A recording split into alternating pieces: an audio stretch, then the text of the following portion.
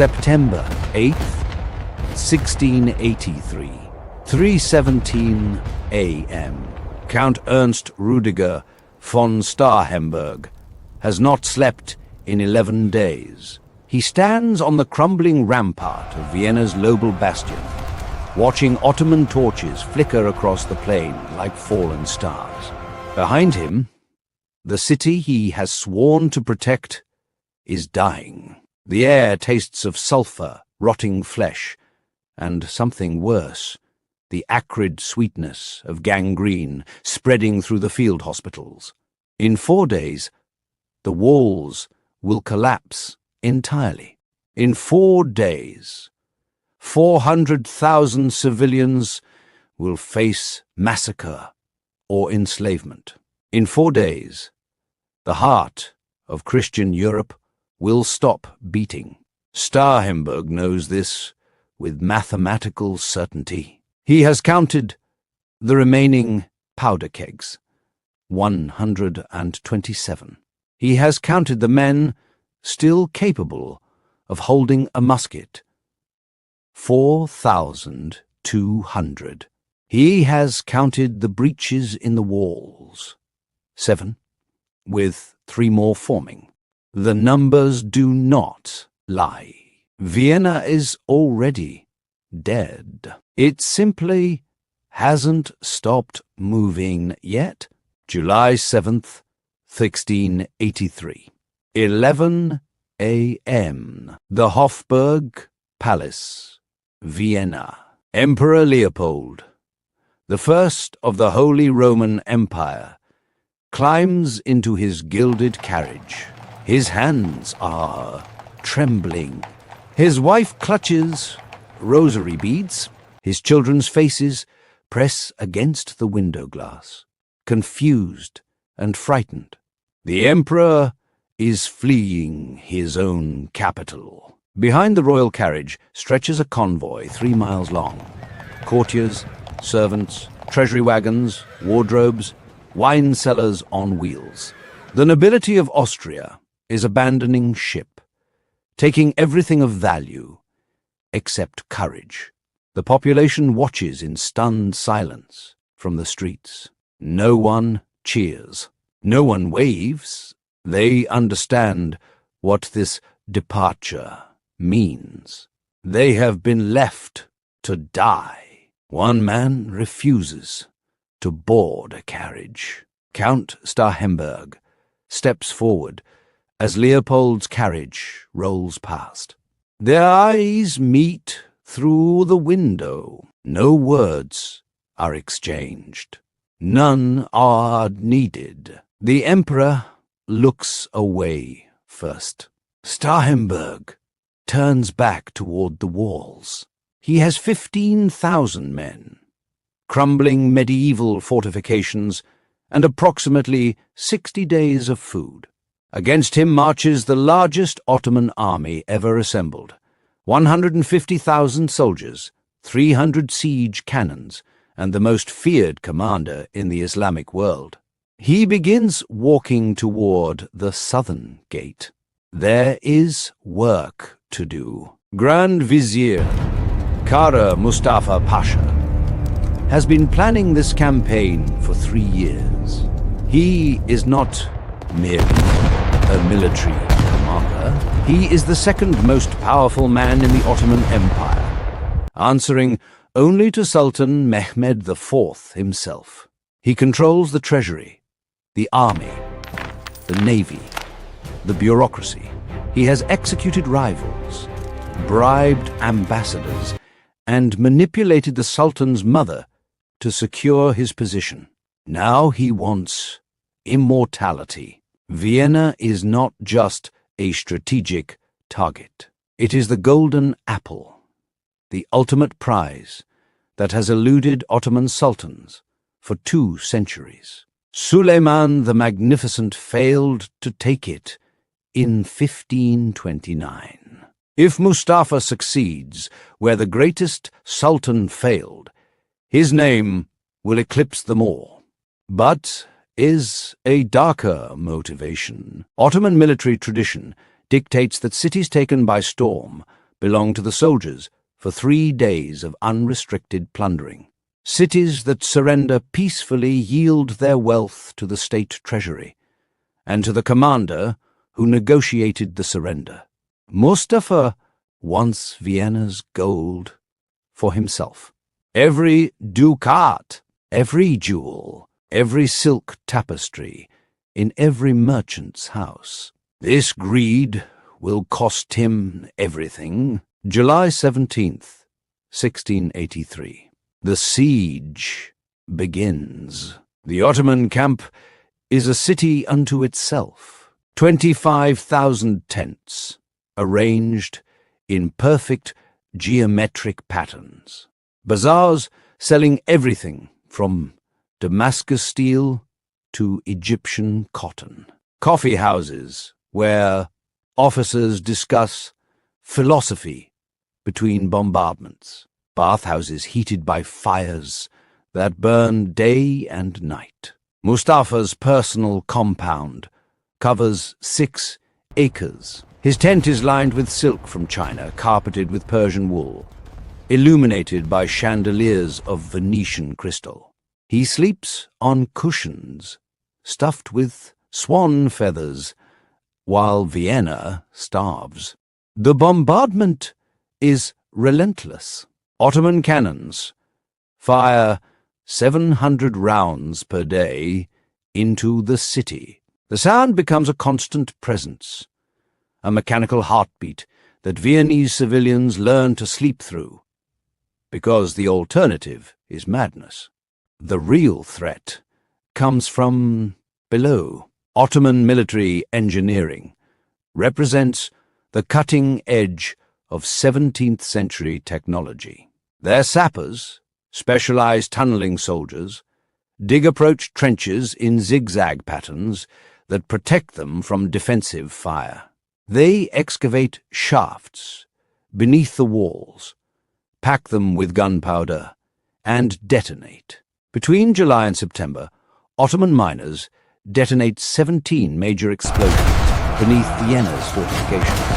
Each blast collapses sections of wall, killing dozens of defenders, creating breaches that must be filled with rubble and human bodies. Starhemberg responds with countermining. Austrian engineers dig their own tunnels. Listening for the sound of Ottoman picks through the earth. When they locate an enemy shaft, they break through and fight hand-to-hand in darkness, in passages so narrow that men cannot swing swords, only stab. The psychological toll is immense. Soldiers develop a condition that modern psychiatrists would recognize as acute combat stress. They flinch at sounds that aren't there. They see Ottoman faces in shadows. They stop sleeping entirely. By August 15th, Starhemberg has lost 8,000 men. He has received no reinforcements. He has heard nothing from the emperor.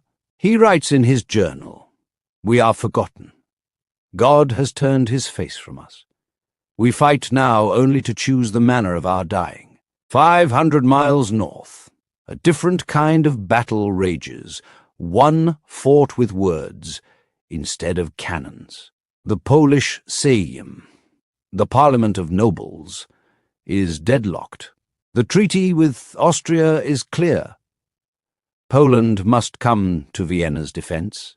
Treaties are paper. War is blood. King John, the third Sobieski, listens to his nobles argue. Some demand payment in advance.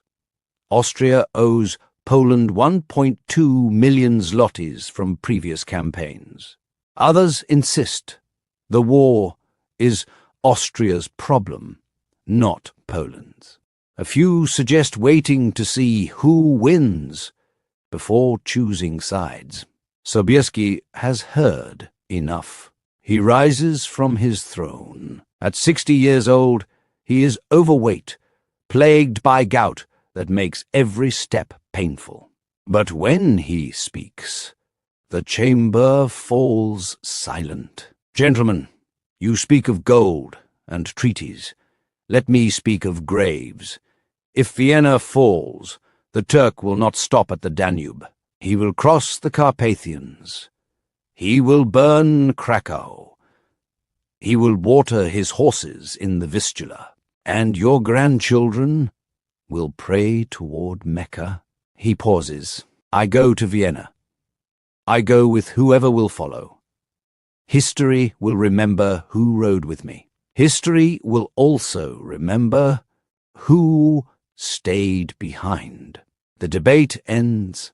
The army marches. The journey covers 330 miles in 14 days. Military historians consider it one of the most remarkable forced marches in pre-modern warfare. The conditions are brutal. August storms turn mountain passes into rivers of mud. Wagons break axles on Roman-era roads never designed for artillery. Horses collapse from exhaustion and are butchered for meat. Sobieski refuses to ride in a carriage, despite his age and his gout. He sits in the saddle 18 hours per day. When his officers urge him to rest, he responds, "Vienna does not rest. Neither shall I." At the heart of the Polish column ride 3,000 men who will become legend, the Winged Hussars. They are merely cavalry. They are a weapons system, perfected over 150 years of continuous warfare against Tatars, Turks, Swedes, and Russians. Each hussar represents an investment equivalent to a modern fighter pilot. Their armor costs more than a peasant family earns in 20 years. Their horses are bred specifically for the combination of speed and endurance required for shock cavalry tactics. The lance, 19 feet of hollow fir wood, light enough to control with one hand, long enough to outreach any infantry pike or enemy cavalry weapon. The armor, articulated plate steel covering the torso, shoulders, and thighs, thick enough to stop a pistol ball at 30 paces, light enough for the horse to maintain a gallop. The wings, wooden frames rising from the saddle, decorated with eagle, ostrich, or swan feathers. Their purpose remains debated by historians. Some argue they created a terrifying whistling sound during the charge. Others suggest they prevented enemy lasso attacks. Perhaps both. Perhaps neither. What is certain, no army on earth has ever faced them and remained unbroken. September 11th, 1683. 22 hours. The combined Christian relief force, 74,000 Poles, Austrians, Bavarians, Saxons, and Franconians, has reached the Vienna woods. They have climbed the Kahlenberg heights under cover of darkness, hauling cannons up slopes so steep that men must carry ammunition on their backs. Below them, the Ottoman camp glows like a second city. 80,000 men still capable of fighting. Tens of thousands of horses. Hundreds of cannons. The disparity should be terrifying. Instead, something unexpected happens. King Sobieski calls his commanders to a midnight council. Germans who distrust Poles, Austrians who resent depending on foreign salvation, Catholics and Protestants who have spent the last century killing each other. Sobieski does not deliver a speech. He simply points toward Vienna's walls, visible in the moonlight. The flashes of Ottoman artillery, the fires burning in the city, the tiny figures of defenders still fighting on the ramparts. "Those men have held for 60 days, he says quietly. They did not ask whether we were Catholic or Protestant. They asked only that we come. We came. Tomorrow we finish this. The council ends. There is nothing left to discuss." September 12th, 1683. 4 hours. Mass is celebrated on the mountain top. Sobieski serves as an altar boy, a king kneeling before a field chaplain, receiving communion beside common soldiers. The symbolism is deliberate. Today, there are no ranks, only Christians facing annihilation. At 6, the bombardment begins. The Allied artillery opens fire on the Ottoman positions. Mustafa, finally recognizing the threat, pulls troops from the siege lines to face the mountain. It a fatal error. He now fights on 2 fronts with forces divided. The battle unfolds in phases. First, the infantry descends through the vineyards on the left flank, engaging Ottoman skirmishers in brutal close-quarters fighting. Then the German cavalry probes the center, testing Ottoman defenses, drawing reserves away from the right. By 14, the Ottoman line is stretched thin. Mustafa has committed his reserves. He has nothing left. Sobieski has been watching, waiting, calculating. At 17, he gives the order. The largest cavalry charge in recorded history begins not with thunder, but with silence. 3,000 hussars form into a massive wedge formation on the slopes above the Ottoman camp. Behind them, 15,000 additional Polish and German cavalry take position. 18,000 horsemen total, preparing to descend like an avalanche of steel. Sobieski rides at the apex of the wedge. His sons Alexander and Jakub ride beside him. He has not asked them to stay behind. He has not forbidden them to come. They are Sobieskis. They ride. The order passes down the line. Walk.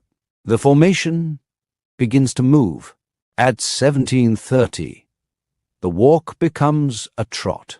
At 1745, the trot becomes a canter.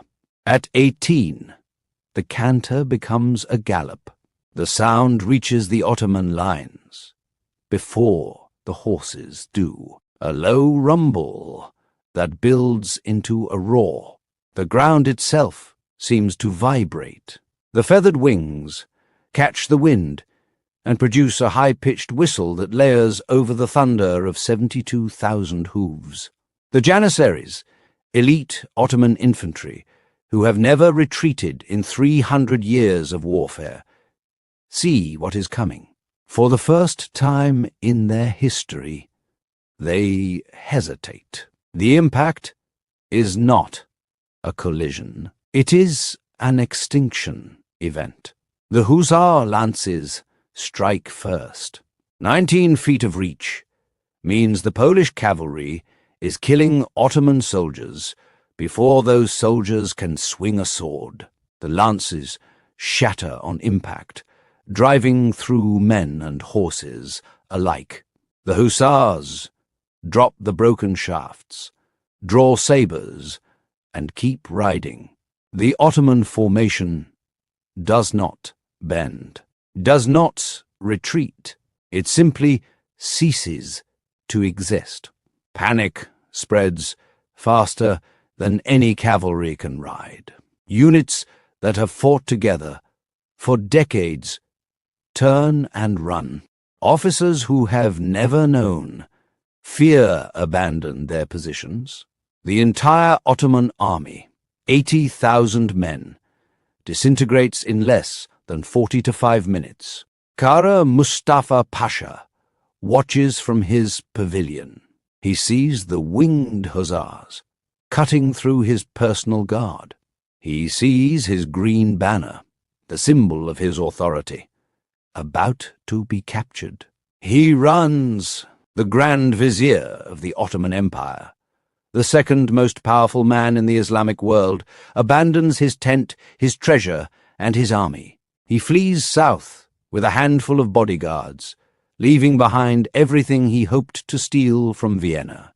By nightfall, the siege is broken. 15,000 Ottoman soldiers lie dead on the field. Thousands more will die during the chaotic retreat.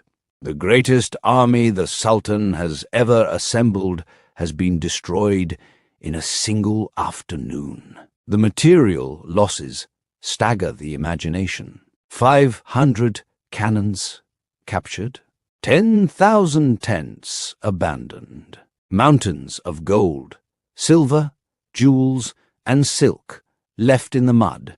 The first shipment of coffee to reach Europe is found in Mustafa's personal stores, beginning a cultural revolution that will transform Western social life. At 21, King Jan III Sobieski rides through Vienna's gates. The people who emerge to greet him are barely recognizable as human. Hollow-eyed from starvation, gaunt from disease, many cannot walk. They crawl into the streets to touch the hooves of Polish horses. Starhemberg meets the Polish king in the cathedral square. The man who has not slept in weeks falls to his knees. Sobieski dismounts, lifts him up, and embraces him. No words are necessary. The city is saved. Later that night, Sobieski writes to Pope Innocent XI. He quotes Julius Caesar's famous boast, Veni, Vidi, Vici, but changes the final word. Venimus, vidimus, Deus, visit. We came, we saw. God conquered. The victory at Vienna marks the beginning of the end for Ottoman expansion in Europe. The empire will lose Hungary-Transylvania and much of the Balkans over the next 30 years. It will never threaten the heart of Europe again. Kara Mustafa Pasha survives the battle, but not its consequences. On December 25th, 1683, in Belgrade, the Sultan's executioners arrive with a silk cord. He is strangled in his tent, his head sent to Constantinople as proof of punishment. Starhemberg lives another 18 years, dying peacefully in 1701. He never speaks publicly about the siege. His journal, discovered after his death, reveals a man who believed until the final hour that salvation would not come. Sobieski returns to Poland a hero, but finds his kingdom bankrupt and his nobles ungrateful. Austria never pays the promised subsidies. The man who saved European civilization dies in 1696, broken by politics and forgotten by those he rescued. History rarely pivots on a single day. But September 12th, 1683, is an exception. The decisions made on that afternoon, by a king who chose duty over safety, by defenders who refused surrender, despite impossible odds, by 3,000 horsemen who rode into certain death, reshaped the trajectory of nations. The Winged Hussars did not save Vienna because they were invincible. They were men of flesh and blood who died in the thousands during those final minutes of daylight. They saved Vienna because they understood something that transcends military strategy, that some battles are not fought to win. They are fought because losing is unthinkable. We came, we saw. God conquered. The world turned differently because of it. This Narrate History Arena. Please don't forget to hit the subscribe button.